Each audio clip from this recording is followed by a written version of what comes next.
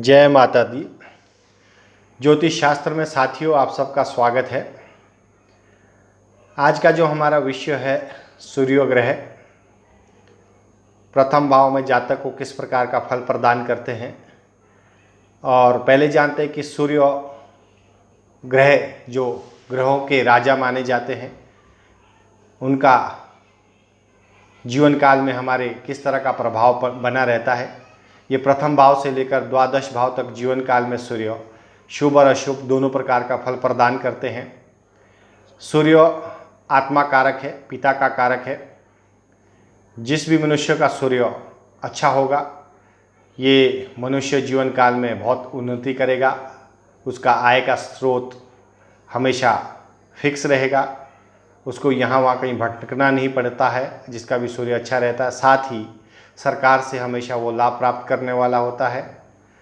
और यह सिंह राशि में उच्च का और तुला राशि में नीच का हो जाता है। यहाँ पर जो सूर्य है ग्रहों में राजा, जैसे मैंने आपको बताया है, इसका संबंध खासकर सरकारी क्षेत्र में उच्च सेवा का कारक माना जाता है। और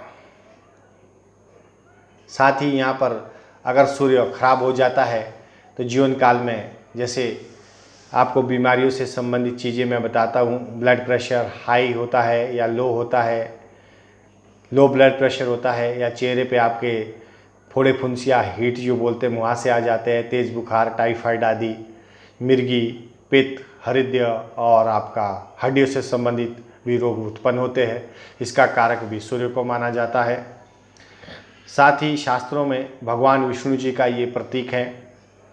अगर यहाँ पर हमारा संबंध तांबा है, तांबे से संबंधित वस्तुएं हैं, या काली कपिला गाय है, इकलौता पुत्र है, राजा बहादुर है, या कोई बहादुर है, नीतिवान है, क्षत्रिय है, राजपूत है, तो ये सब माणिक्य है, तेज फल है, या गेहूँ बाजरा है, शिलाजीत है, ये सब संबंध हमारा सूर्य से देखा जाता है, माणिक्य है।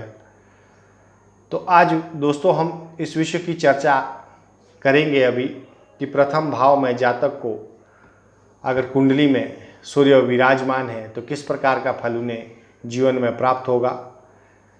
यदि आप भी अपनी कुंडली देखिए, जातक की कुंडली में अगर आपकी कुंडली में सूर्य प्रथम भाव में स्थित है, तो अगर यहाँ पे अगर शुभ अवस्था में सूर्य बैठे हैं तो ऐसे जातक को धार्मिक इमारतों या भवनों का निर्माण सार्वजनिक उपयोग के लिए कुओं की खुदवाई करवाता है।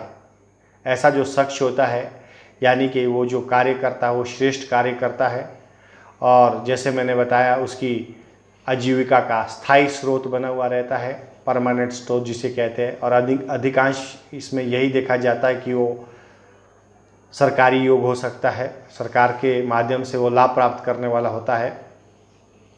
ईमानदारी से कमाएंगे धन में उसके वृद्धि होती है। जिस भी जातक की कुंडली में प्रथम भाव में सूर्य महाराज बैठे हैं, क्योंकि ये वैसे भी ग्रहों के राजा है, जातक अपनी आंखों देखी बातों पर विश्वास नहीं करेगा, आंखों देखी बातों पर विश्वास करेगा, कानों देखी बातों पर, वो सुनी सुनाई बातों पर विश्वास नहीं करेगा। यदि सूर्य अशुभ हो तो जातक के पिता की जो मृत्यु है वो बचपन में ही हो जाती है। यदि शुक्र सातवें में हो तो दिन के समय ऐसे जातक को शारीरिक संबंध नहीं बनाना चाहिए, क्योंकि अगर वो ऐसा करता है तो उसकी पत्नी का या स्वयं का भी स्वास्थ्य खराब हो सकता है, लगातार बीमारियां बढ़ सकती है। अगर सातवें ग्रह में कोई ग्रह ना हो तो 24 की आयु में उसे विवाह कर लेना जातक के लिए शुभ रहता है, भाग्यशाली रहता है। अन्यथा जातक को 24वां साल विनाशकारी होता है,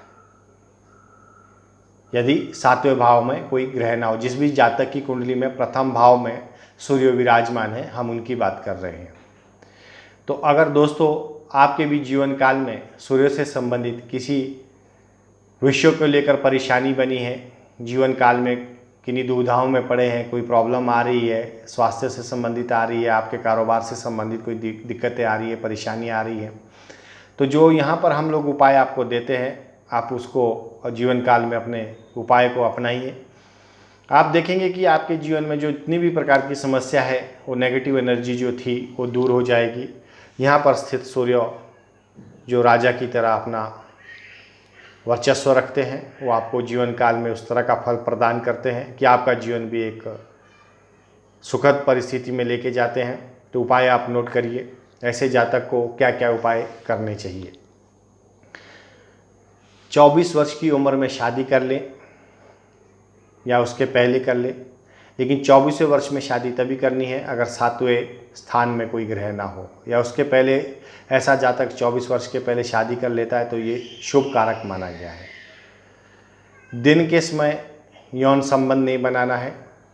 जिस भी जातक की कुंडली में प्रथम भाव में सूर्य विराजमान है, अपने पैतृक घर में पानी के लिए हैंड पंप लगाए या कुआं खुदवाए तो यह आपके लिए बहुत ही शुभ रहेगा।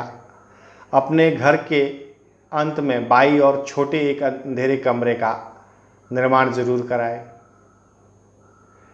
पति या पत्नी दोनों में से किसी एक को गुड़ खाना बंद कर देना चाहिए। तो ये उपाय आपके लिए बहुत ही सरल है।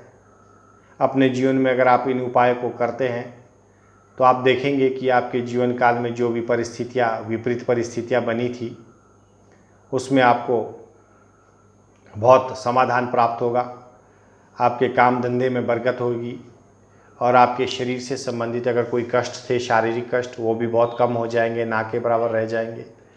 तो जीवन काल में अगर आप इन सब बातों को लेकर चलते हैं तो जो प्रथम भाव में सूर्य है आपका अवश्य ही अच्छा करते हैं।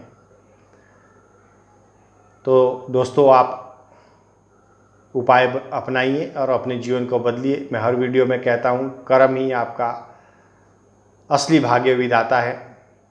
जो कर्मों के माध्यम से आपको जीवन काल में प्राप्त होता है वही आपका भाग्य बनता है, क्योंकि कर्म आपके श्रेष्ठ होंगे तो भाग्य भी आपका श्रेष्ठ अवश्य होगा। कर्म प्रधान जीवन जीने की कोशिश करनी चाहिए हमेशा। भाग्य की आजमाइश के भरोसे नहीं बैठना चाहिए, मेहनत करने से पीछे नहीं हटना चाहिए, और कर्म आपको वही करने चाहिए जो जन्म कुंडली की पर आधारित आपको सूटेबल है।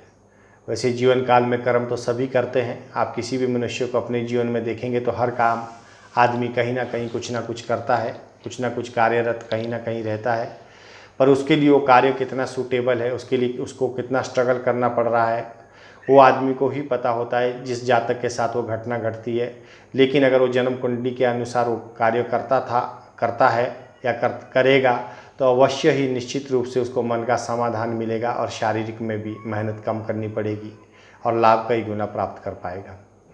तो ज्योतिष शास्त्र के अनुसार अगर आप भी चाहते हैं आपकी जन्म कुंडली का विश्लेषण हो, निरीक्षण करवाना चाहते, जानकारी चाहते हैं संपूर्ण 9 ग्रहों पर आधारित कुंडली का, तो आप हमें संपर्क कर सकते हैं, कॉल कर सकते हैं, व्हाट्सअप कर सकते हैं।